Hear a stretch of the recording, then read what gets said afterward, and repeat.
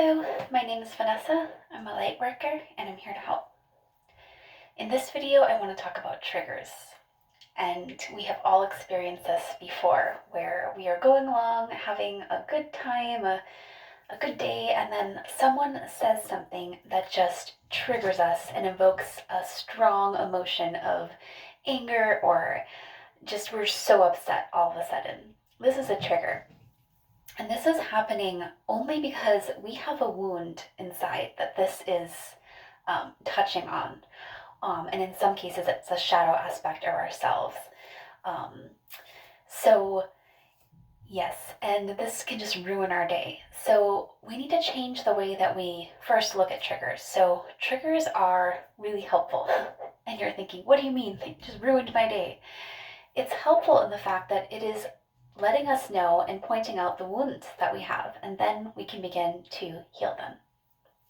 So for me, there are no two people in the world who can trigger me more so than my two sons' fathers. I have two beautiful sons and different fathers, and there are also no two other people who I feel strongly who have a very distorted view of who I am.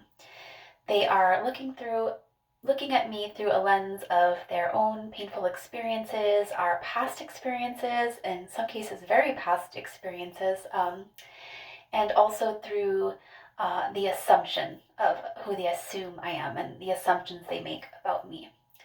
And so yesterday I was really, really triggered by my youngest son's father. And so I felt the trigger, and immediately I wanted to go into healing and figure out what this was, what wound this was touching on, so that I could go and heal it. And I was grateful for it. So I went into meditation, and all of these, memories kept popping up from my childhood. I noticed the emotion that I felt was an anger one. So I know in studying anger that anger is often an emotion that happens when we feel that our boundaries have been crossed or are about to be crossed. And so all these memories started to come up from when I was little about my boundaries being crossed in different situations. And also, what really came up was the fact that the wound that I have always felt that I have never been seen, heard, and understood, my really true self of who I am. And if you think about it, what was coming to me was, I don't even fully know myself. None of us do. We all are really have a distorted view of ourselves even. And so how can I expect others to see, hear, and understand me when I do not yet fully understand myself, when others do not fully understand themselves? And so a lot of healing started to come through. This is a really deep and heavy wound. And you can also tell by how quickly and how fast and how intensely you react to something. That is an indication, a mirror indication of how deep and how strong the wound is. So I went into a meditation for about 45 minutes, and all of this healing was coming up. And I could tell that this wasn't finished. This is such a deep wound that this is going to take a multitude of times, many times, for me to go in and heal this wound of not being seen, heard, and understood. And what I came to know from this time I spent with this wound was that really I am the only one who can truly see, hear, and understand myself. And that is the greatest love I will have ever in my life, is coming to know myself.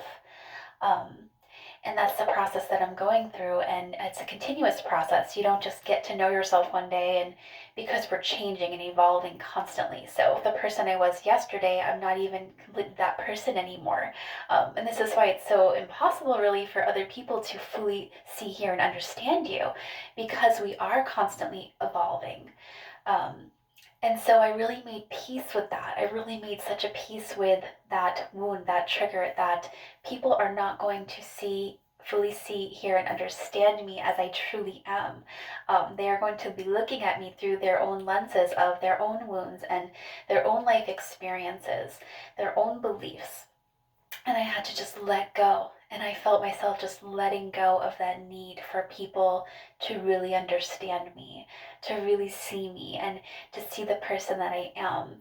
Because it's really strange when someone comes up to you, especially someone that you really want to see you, for the person that you are, to see your heart, and you can tell by their words that they're not. It's like, wow, there's such a distortion between who you think I am and who I am.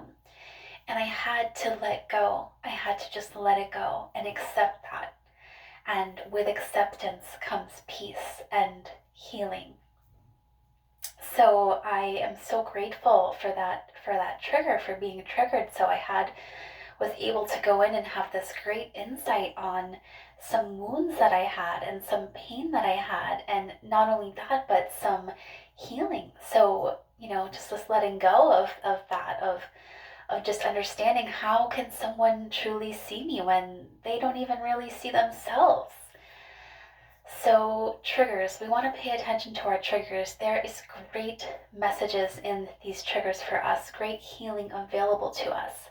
But if we just feel the trigger and we want to escape it right away, and we don't see it for what it is, for a wound that is being touched on, then we'll miss the opportunity entirely for the healing and for the growth. So I encourage you, the next time you are strongly triggered, you're sitting there going about your day, and then bam, now you're in this emotional intensity of all these feelings. Stop and examine this really closely, and I encourage you to even go into a meditation as soon as you can, and as close to the trigger as you can, also is really helpful.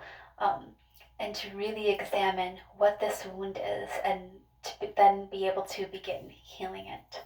Um, so yes, I thank you so much, and I love you, and I can't wait to connect to you soon. Thank you.